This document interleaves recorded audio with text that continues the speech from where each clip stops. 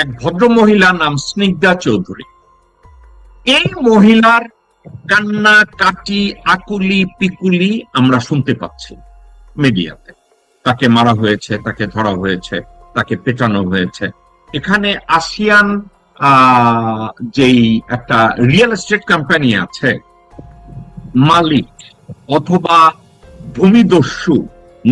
আচ্ছা, স্নিগ্ধার বিষয়টা আমি যেটা বলবো যে বলিউড নিজেকে দাবি করছে, ওই আসলে আমাদের ট্রমাই ছিল আমার কাছে মনে হয়, কারণ তার সাথে যে ঘটনাটা ঘটছে। বাট আমার কাছে যেটা হুমকি দেওয়া হচ্ছে যে আমাকে মেরে ফেলবে। আমার জীবনের কোনো আপনারা কি যাবেন আমার সাথে আমার বাসায়? আপনারা কি সবাই আমার সাথে আমার বাসায় যেয়ে থাকতে পারবেন? সম্ভব আপনাদের? আমি ওই মানুষটা যখন আমাকে মারছিল, তার আমি বারবার পা ধরছিলাম যে আমাকে প্লিজ মাফ করেন, আমি আপনাকে চিনি না। একবার পরিমণিকে অ্যারেস্ট করবেন, একবার আমাকে নিয়ে যেয়ে মারবেন। আপনারা ভাই আমাদেরকে বলেন, আমরা মিডিয়া থেকে চলে যাই। আসসালামু আলাইকুম দর্শক, আপনারা সকলেই হয়তোবা ইতিমধ্যে জানেন যে অভিনেত্রী স্নিগ্ধা চৌধুরী দাবি করছে আসিয়ান গ্রুপের চেয়ারম্যান তাকে কাজের কথা বলে নির্জন জায়গা ডেকে শারীরিক নির্যাতন করেছে। সেখান থেকে নাকি অভিনেত্রী স্নিগ্ধা চৌধুরী পালিয়ে বেঁচেছে। দর্শক, এটাই কি আসল ঘটনা নাকি এর পিছনে অন্য কোনো রহস্য লুকিয়ে আছে? আজকের এই ভিডিওটি মনোযোগ সহকারে দেখলে আপনারা সবকিছু বুঝতে পারবেন ইনশাল্লাহ। সম্পূর্ণ ভিডিওটি দেখার জন্য সকলের কাছে বিনীতভাবে অনুরোধ রইল। তো দর্শক, চলুন বিস্তারিত দেখে আসি। আজকের যে বিষয়টা নিয়ে আমি একটু আলোচনা করতে চাচ্ছি দর্শক শ্রোতা, কমন একটা জিনিস, কিন্তু সাবজেক্টটা নিয়ে আমাদের দেশে বসে কেউ এটা নিয়ে আলোচনা করতে চায় না, কারণ সবাই বিখ্যাত হতে চায়, সবাই ভাইরাল হতে চায়। আর সত্য কথা বলতে গেলে বাংলাদেশে ভাইরাল হয় না। তো এক্ষেত্রে আমি একটা ব্যক্তির জীবনে অনেকে আমাকে জিজ্ঞাসা করে যে ভাই, আপনি আলোচনার ক্ষেত্রে এত এই সাবজেক্ট গুলোকে কেন টানেন যেগুলো আপনাকে ভাইরাল করেন? শুধু দর্শক শ্রোতা, আমি এখানে লাইভে এসে আপনাদের সাথে কথা বলার কারণ ভাইরাল হওয়া না এবং ভিউ ব্যবসা করা না বা আমার ফলোয়ার্স তৈরি করা না। আমি আপনাদের সাথে সপ্তাহে 4 দিন কথা বলি, আমার টার্গেট একটা, সত্যটাকে রিপ্রেজেন্ট করতে হবে। সেটা আমার শত্রু যদি সত্যটা বলে, আমি ওই শত্রুকেও সাপোর্ট করব, কারণ একটা সত্যের সাথে কম্পেয়ার করার মতো আমি একটা মিথ্যাকে কখনো দাঁড় করাবো, এটা আমার থিওরিতে আসে না। আজকে যে বিষয়টা নিয়ে আমি কথা বলতে চাচ্ছি, গত 2-3 দিন ধরে আমি তাকে আপাতত দৃষ্টিতে আমি ভদ্র মহিলাই বলি, এক ভদ্র মহিলা নাম স্নিগ্ধা চৌধুরী। এই মহিলার কান্না কাটি আকুলি পিকুলি আমরা শুনতে পাচ্ছি মিডিয়াতে। তাকে মারা হয়েছে, তাকে ধরা হয়েছে, তাকে পেটানো হয়েছে। এবং আসিয়ান প্রপার্টিজ বা এখানে আসিয়ান যেই একটা রিয়েল এস্টেট কোম্পানি আছে, তাদের মালিক অথবা ভূমিদস্যু নজরুল ইসলাম অথবা তার ভাই সাইফুল ইসলাম, এরাও কি বসুন্ধরা শাহ আলমের মতো কোন সিন্ডিকেট? পাওয়ারফুল, এত কোনো সন্দেহই নাই, এরা পাওয়ারফুল। কিন্তু যারা পিছনে নিজেদেরকে ভিকটিম হিসেবে দাবি করেছে, পরবর্তী সময় দেখা গেছে এদেরই সুগার ড্যাডি হয় বসুন্ধরা শাহ আলম, আনভীর, সানভীর, নজরুল, সাইফুল, আমিনুল, পিন্টু, এক্সেট্রা। মানে এখন আমি কি সন্দেহ পোষণ করে বলতে পারি স্নিগ্ধা চৌধুরী একজন ভিকটিম? যে মহিলা আলোচনার সময় প্রেস কনফারেন্সে, আপনারা এই যে প্রেস কনফারেন্স করে, প্রেস কনফারেন্সের তাদের যে বক্তব্য আপনাদের মনে আছে, পরিমণি একটা প্রেস কনফারেন্স করেছিল, ওই উত্তরায় অ্যারেস্ট হওয়ার পরে পরিমণি প্রেস কনফারেন্স করেছিল। সেখানে তৎকালীন পুলিশের আইজি বেনজিরকেও জড়ানো হয়েছিল এবং ওই প্রেস কনফারেন্সে পরিমণি এমন একটা অভিনয় করলো that she is the queen for the night. আপনারা জানেন তো কুইন ফর দ্য নাইট মানে কি? এক রাতের মক্ষী রানী। এখন তাকে মক্ষীরানী বানাবেন না মহারানী বানাবেন, শুধু দর্শক শ্রোতা এটা আপনাদের বিবেচনা। কিন্তু এই যে এই ধরনের একটা জনগোষ্ঠী আছে, স্নিগ্ধা চৌধুরীদের মতো, পরিমণিদের মতো, আফরোজ শাওনের মতো, তারপরে নীলা নাকিলা ইসরাফিল এই টাইপ কেউ একজন, মেঘনা আলমের মতো, মানে একটা সম্প্রদায় আছে। এখন ওনারা কতক্ষণ আমি শুনি এরা বনানীর বাসিন্দা, আবার কখনো শুনি গুলশানের বাসিন্দা, আবার শুনি ওটাকে কি বলে বসুন্ধরার বাসিন্দা, আবার কখনো শুনি সোনাগাছির বাসিন্দা। এরা তো আসলে কোন জায়গার বাসিন্দা আমি নিজেও খুঁজে পাই না। এখন ওনারা কোন জায়গার বাসিন্দা এটা আপনারা বিবেচনা করবেন। আমি আপাত দৃষ্টিতে আমি যদি ধরে নেই ওনারা যাই হোক, ওনারা নর্মাল মানুষ হোক, ওনারা অভিনেত্রী হোক, যা কিছুই হোক, এট দ্য এন্ড আমি যদি বলি ওনারাও মানুষ। সত্যের কে ভোগ করার পরে তো ধরে পিটাইছে। এখন যদি খদ্দের ঠিক মতো আদর যত্ন করে পয়সা পাতি দিয়ে বিদায় দেয়, তাইলে আমরা কেউই জানি না, ওখানে কোনো প্রেস কনফারেন্স থাকে না। কিন্তু যদি পিটাইয়া ইনজিউর করে, শরীরের এইখানে এখানে দাগ লাগাইয়া দেয়, জীবন বাঁচানোর জন্য দোতলার উপর দিয়ে লাফ দেয়, তাহলে সাবজেক্ট একটু অন্যরকম হয়ে গেল। এবং এটা নরমাল, কারণ অন্ধকার জগতে এ ধরনের হয়। অন্ধকার জগতে যারা ঢুকে তারা কখন ভিকটিম হবে এটা কেউ জানে না। আমি একটা কথা বলি, আমি একসময় একটা আর্টিকেল নিয়ে পড়েছিলাম, বোম্বেতে নাকি কোনো এক নায়িকা ছিল, তার নাম শ্রীদেবী, তার ডেড বডি পাইছে বাথটাবে মিডল ইস্টের কোনো একটা জায়গায়। জীবনের একটা সময় তার আর মূল্য থাকে না, যখন তার চামড়া ঢলঢলে হয়ে যায়। তারপরে তারে কোন জায়গায় কে মারবে আর কে মারবে না ওই অন্ধকার জগতে কখন, এটা আর কেউ জানে না। এক্ষেত্রে কারো কিছু বলার থাকে না। তো আজকের আমি একটু আলোচনা করতে চাই ওই জগৎটা নিয়ে। স্নিগ্ধা চৌধুরী, সে কি আসলে ভিকটিম, নাকি সাজানো নাটকের একটা সেটআপ, নাকি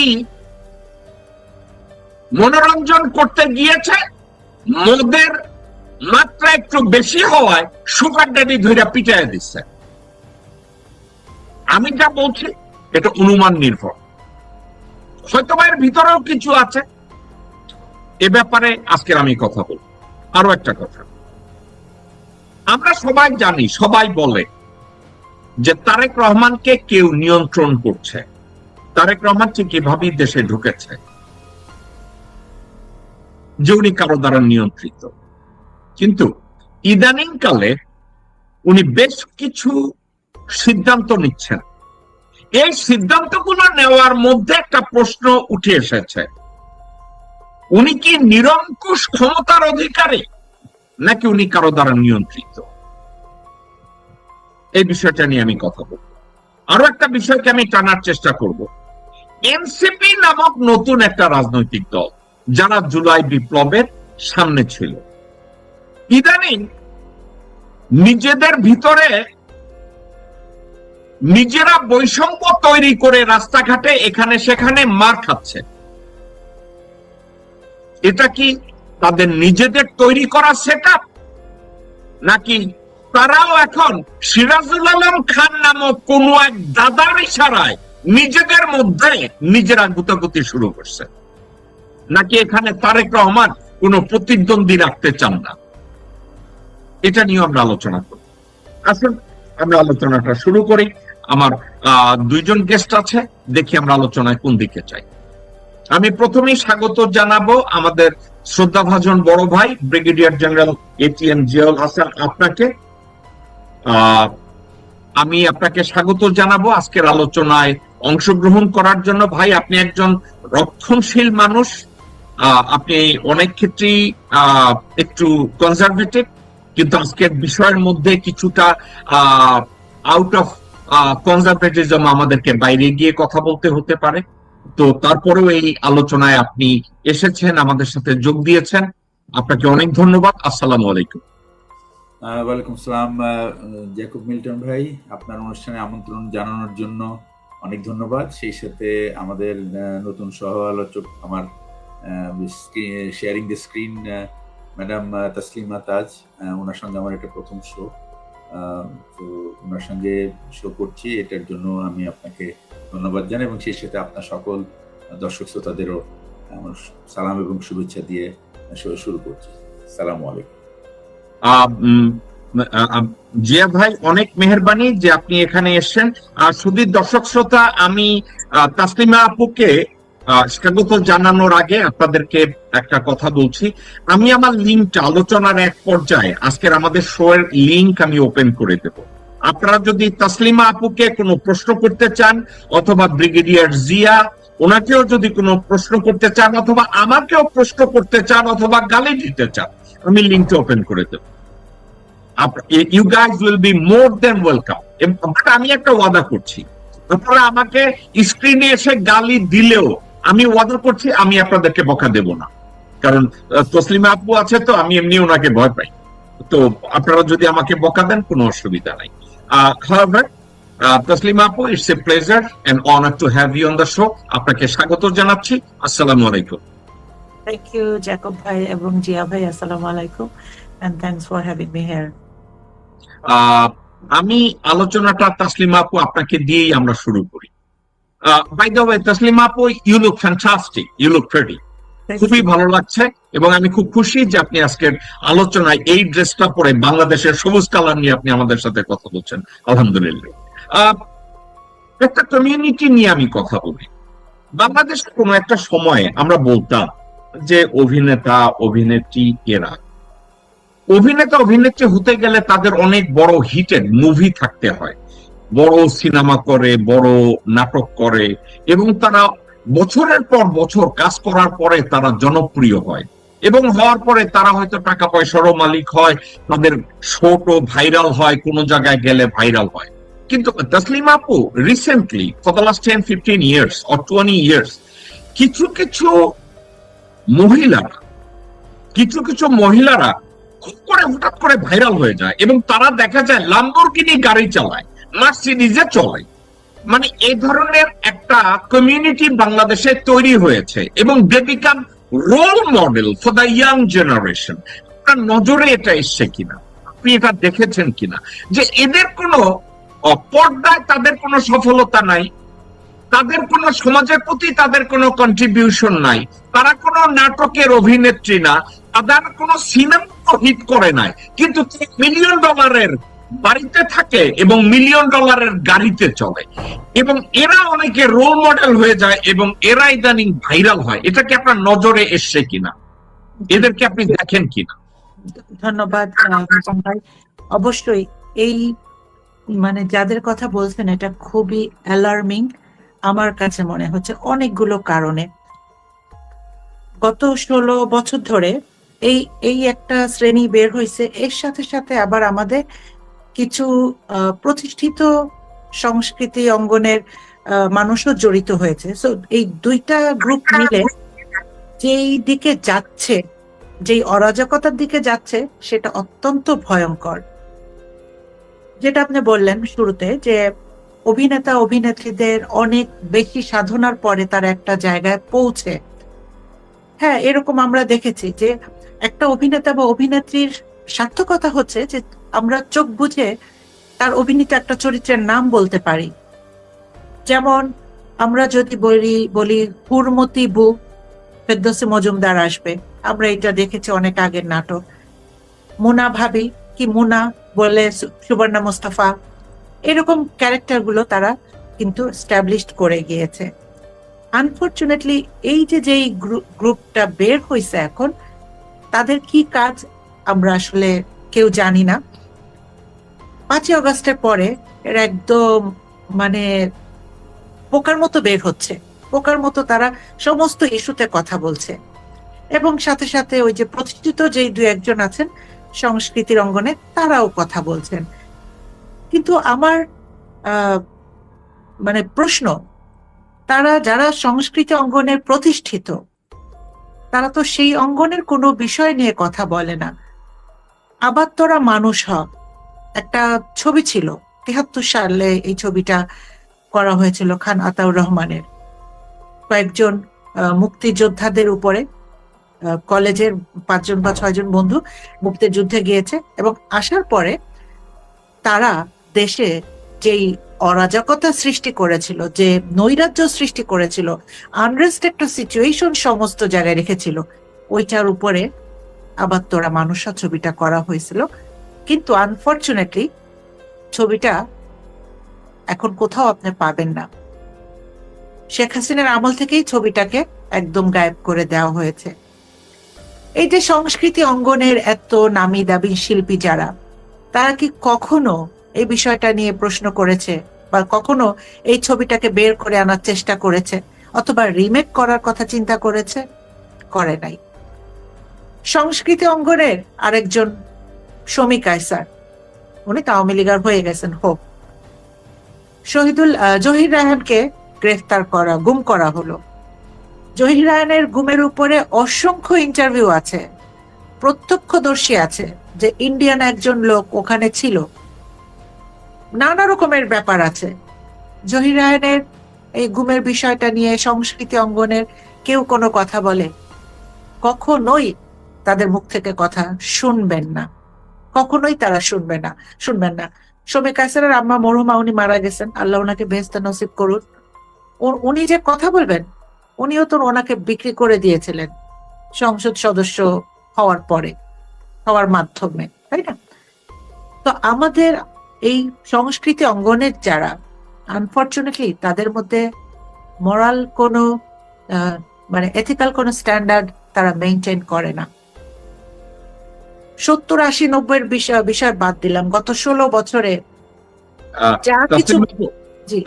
আপনাকে একটু থামাই, একটা জিনিস আপনি যেটা বলেছেন আমি ডিসঅ্যাগ্রি করি না।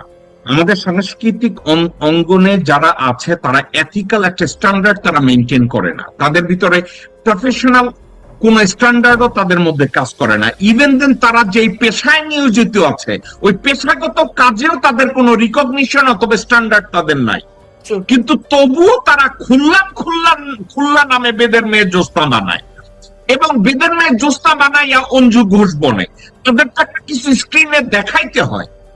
কিন্তু ইদানিং কালে যারা ভাইরাল হয় এদের ওই বেদের মেয়ে জোস্তা তাদের মধ্যে নাই। এরা ফেমাস হয় কি দিয়ে তসলিমা আপু? যেমন পরিমণি কি জন্য ফেমাস হয়েছে? পরিমণির কোন নাটক বা সিনেমার নাম জানেন যে উনি এটা করে ফেমাস হয়েছে? এই স্নিগ্ধা চৌধুরী নামের এই মহিলা, উনি কি করে ফেমাস হয়েছে যদি আপনার কোথাও জানা থাকে? মানে তারপরে এই যে কিলা ইসরাফিল না নীলা ইসরাফিল, ভাই কি করে? আমি জানি শাওন কি যেন আফরোজ শাওন না যেন কি একটা আছে, উনি ফেমাস হয়েছে হুমায়ুন আহমেদকে বিয়ে করে। কিন্তু শৈল্পিক দিক থেকে, পেশাদারিত্বের দিক থেকে তাদের বিখ্যাত হওয়ার মতো তো বেদের মেয়ে জোস্তা নামক কিছু একটা থাকতে হবে। এদের কি কিছু আছে? না, তাদের কিছুই নাই। হ্যাঁ, আমরা একটা পজিটিভ দিক বলি যে আমি একটা মানে তোলা উচিত, নায়লা আজাদ নূপুর সেই রকমের মেধাবী একজন স্টুডেন্ট ছিলেন, কিন্তু উনি মেধা তালিকায় স্থান পেয়েছিলেন। তারপরে আপনার ইংলিশে ঢাকা ভার্সিটি থেকে ইংলিশ লিটারেচারের উপর অনার্স মাস্টার্স করছেন। এরপরে আমেরিকাতে যে কিন্তু মানে এই জগৎটার উপরে উনি হিউজ পড়াশোনা করেছেন, থিয়েটার করেছেন, এবং উনি একমাত্র বাংলাদেশি নারী যে হ্যারিসন ফোর্ডের সাথে একই ছবিতে অভিনয় করেছেন। তো আমরা এখানে অবশ্যই যারা মেধাবী, গুণী, যারা শিল্পকে লালন করে, চর্চা করে, তাদের উপর সম্মান রেখে কথা বলছি, তাই না? কিন্তু এই যে এলিমেন্টস গুলো, এদেরকে কারা পিছন থেকে ব্যাকআপ দিচ্ছে? যেমন ওই স্নিগ্ধা নারীটি যেটা বলেছেন,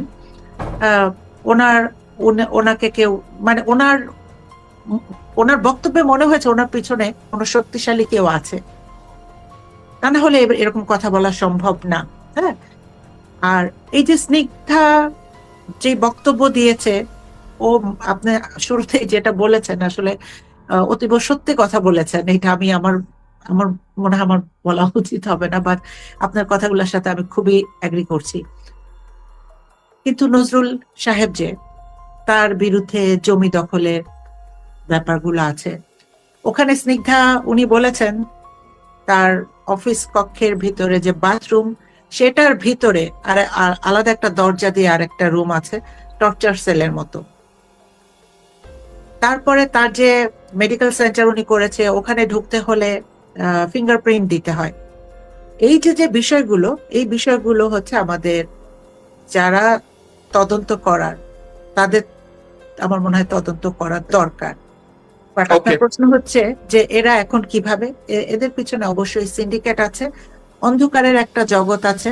তারা বিভিন্ন, তাদের দোকানের বিভিন্ন যে কাস্টমার আছে, তাই না, সেই কাস্টমার গুলো কারা, রাজনীতিবিদও এটার সাথে ইনভলভ। তো এরা আসলে একটা পুরোই একটা সিন্ডিকেটের মতো কাজ করছে আমার মনে হচ্ছে আর কি। ওকে তাসলিমা আপু, আমি আপনার কাছে ব্যাক করব। জিয়া ভাই, এবার আপনার কাছে একটু জিজ্ঞাসা করি, এটা নরমাল কিনা?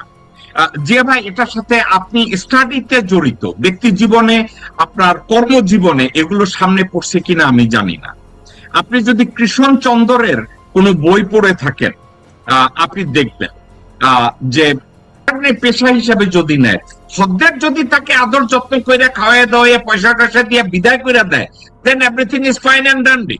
কিন্তু অনেক সময় খদ্দের মদ খাইয়া মাতাল হইয়া যায়, পরে দেখা যায়। আমি যেই সিনারিওটা হাইপোথেটিক্যালি আপনার কাছে বললাম, এটা কোনো উপন্যাসের কথা না, এটা বাস্তবতা। এটা বাংলাদেশে হয়, পাকিস্তানে হয়, ইন্ডিয়ায় হয়, এমনকি আমেরিকার মতো জায়গা হয় এবং ব্রিটেনেও হয়। চলগাররা মাঝে মাঝে মারামারি, ধরাধরি এগুলোর সম্মুখীন হয়। আমি যে কথাটা বললাম, এটা কি জাস্ট আপনার কাছে বানোয়াট গল্পের মতো মনে হয়, নাকি আমি একটা বাস্তব সিনারিওকে আপনার সামনে উপস্থাপন করলাম? না, প্রথম কথা হলো যে আপনি যে বিষয়টা উত্থাপন করেছেন যে বাংলাদেশের নায়িকাদের রাজনীতিতে আসা এবং এসে তাদের রাজনৈতিক প্রজ্ঞা বা রাজনৈতিক যে গুণাবলী সেটা প্রকাশের চেয়ে তাদের বরং তাদের যে গ্ল্যামারাস লাইফ এবং সেই সাথে তাদের যে স্ক্রিন জগতে যে তাদের যে জনপ্রিয়তা বা তাদের যে ফলোয়ার, এটাকে তারা মনে করেন যে এটাই হলো তাদের পুঁজি এবং এটা একটা বিরাট একটা সম্পদ। অ্যাকচুয়ালি যে কোনো রাজনীতিবিদের জন্য কিন্তু আমি এটাকে বলি পলিটিক্যাল অ্যাকাউন্ট। পলিটিক্যাল অ্যাকাউন্ট একটা পলিটিক্যাল লিডারের একটা অনেক বড়, এই political account is not build over 2 months 3 months 6 months আর একটা ইলেকশনের উপরে না, এটা একটা ইটস এ লং প্রসেস। এবং বাংলাদেশের রাজনীতিবিদদের, এই বিশেষ করে নায়িকাদের বা সিনেমা জগতের বা অভিনয় জগতের মানুষের এখানে আসার প্রবণতাটা অ্যাকচুয়ালি কামস ফ্রম ইন্ডিয়া। আপনি যদি দেখেন ইন্ডিয়ান, প্রায় দেখবেন যে প্রায় প্রত্যেকটা খুব নাম করে অভিনেতা অভিনেত্রীরা, তারা কিন্তু তাদের কিন্তু একটা পলিটিক্যাল ক্যারিয়ার আছে এবং এই পলিটিক্যাল ক্যারিয়ার তারা, যেহেতু ভারতে হলো 2টা আপনার বাইক্যামেরাল পার্লামেন্ট, সুতরাং তারা ওই মানে লোকসভার সদস্য না হয়ে রাজ্যসভার সদস্য প্রায় হয়ে থাকেন এবং যার কারণে যে বা বিধানসভার সদস্য হয়ে থাকেন তারা, যার কারণে এই যে তাদের থেকে, বা এই যেমন জয়ললিতা, উনি কিন্তু চিফ মিনিস্টার ছিল বেশ কয়েকবার এবং she is a fighting character. আচ্ছা, এখন দেখেন আপনি তামিলনাড়ুতে একটু নতুন বিজয় থালাপতি, বাট এদের যে পলিটিক্যাল উইজডম বা পলিটিক্যাল ম্যাচুরিটি আমাদের কোনো রাজনৈতিক নেতা নেত্রী, আমি even to the extent Asaduzzaman নূরকেও আমি এই ক্যাটাগরিতে ফেলি না, বিকজ উনি ওনার যে 15 বছরের যে ওনার যে চরিত্র উনি দেখিয়েছেন, আই ডোন্ট থিঙ্ক দ্যাট উনি একজন একটা মানে সত্যিকারের একজন রাজনৈতিক নেতা হিসেবে উনি ওনার কর্মকাণ্ড করেছেন। উনি জিয়া ভাই মাফ করবেন, জিয়া ভাই মাফ করবেন, আমি আমার প্রশ্নটাকে বোধহয় সঠিকভাবে করি না, অথবা আপনি রক্ষণশীল হিসাবে কথা বলছেন। আমি যে কথাটা বলছি, আমি স্নিগ্ধা চৌধুরীর প্রেস কনফারেন্স, স্নিগ্ধা চৌধুরীর যে আলাপ আলোচনা, আমি এটা বলছি না ভাই, আমরা 1 ঘন্টার ভিতরে আমরা একটা স্পেসিফিক আলোচনাটাকে শেষ করব। আমি বলতে চাচ্ছি, নজরুল, আসিয়ানের নজরুলের কাছে উনি বিজ্ঞাপনের জন্য যেতে পারেন, কমার্শিয়াল করার জন্য যেতে পারেন। উনি যেটা বলেছে 17 লক্ষ বা 18 লক্ষ টাকার। দর্শক, চলুন আরো একটি গুরুত্বপূর্ণ ভিডিও দেখে আসি। আচ্ছা, স্নিগ্ধার বিষয়টা আমি যেটা বলবো, যে বলিউড নিজেকে দাবি করছে, ওই আসলে আমাদের ট্রমায় ছিল আমার কাছে মনে হয়, কারণ তার সাথে যে ঘটনাটা ঘটছে। বাট আমার কাছে যেটা বলবো কি, যে সে আসছে জাস্টিস চাইতে, রাইট? সে জাস্টিস চাইতে আসছে। তো আমার সাথে যে অন্যায়টা হয়েছে আমি সেটা নিয়েই কথা বলবো। আমি কি ছিলাম না এগুলো বিষয় তো আমার তুলে ধরার দরকার নাই, কারণ তুমি কি ছিলা। স্নিগ্ধাকে আমার গুণার মধ্যে 100 জন 200 জন চিনতো, তার আগে কিন্তু স্নিগ্ধা যে একজন মডেল সেটাই বাংলাদেশের ম্যাক্সিমাম মানুষ জানতো না। তো সম্মানিত দর্শক শ্রোতা, আশা করি পুরো ভিডিওটি দেখেছেন এবং সবকিছু বুঝতে পেরেছেন। দর্শক, আপনার কি মনে হয় এই সমস্ত মেয়েরা ভালো? এই সমস্ত মেয়েরা কোনোদিনও ভালো নয়। এই সমস্ত মেয়েদের দরকার শুধু টাকা। এই সমস্ত মেয়েদেরকে যদি অফার দেওয়া হয়, তোমাকে নায়িকা বানিয়ে দেওয়া হবে, এই সমস্ত মেয়েরা নিজের দেহকে বিলিয়ে দিবে। আমার কাছে যতটুকু মনে হয় এশিয়ান গ্রুপের চেয়ারম্যানের সাথে টাকা পয়সা নিয়ে বনিবনা হয়নি, এজন্য এরকম নাটক করছে এই স্নিগ্ধা চৌধুরী। এই সমস্ত নর্তকীরা সমাজের আবর্জনা, এই সমস্ত নর্তকীরা সমাজকে কুলুষিত করে ফেলছে। তো যাই হোক, আল্লাহ সুবহানাহু ওয়া তাআলা যেন এই সমস্ত নর্তকীদেরকে হিদায়াত নসিব করেন, আমিন আমিন। তো দর্শক, আজকের এই ভিডিওটি এ পর্যন্তই। আজকের এই ভিডিওটি ভালো লাগলে লাইক এবং শেয়ার করে দিয়েন। আর হ্যাঁ, আজকের এই ভিডিও নিয়ে আপনাদের মন্তব্য কি, আপনাদের মূল্যবান মন্তব্য অবশ্যই কমেন্ট সেকশনে জানিয়ে দিবেন। নিত্য নতুন আপডেট ভিডিও পেতে চ্যানেলটি সাবস্ক্রাইব করতে ভুলবেন না। দেখা হবে নতুন ভিডিওতে, ততক্ষণ ভালো থাকুন, সুস্থ থাকুন, এই দোয়া রইল। আসসালামু আলাইকুম ওয়া রাহমাতুল্লাহ।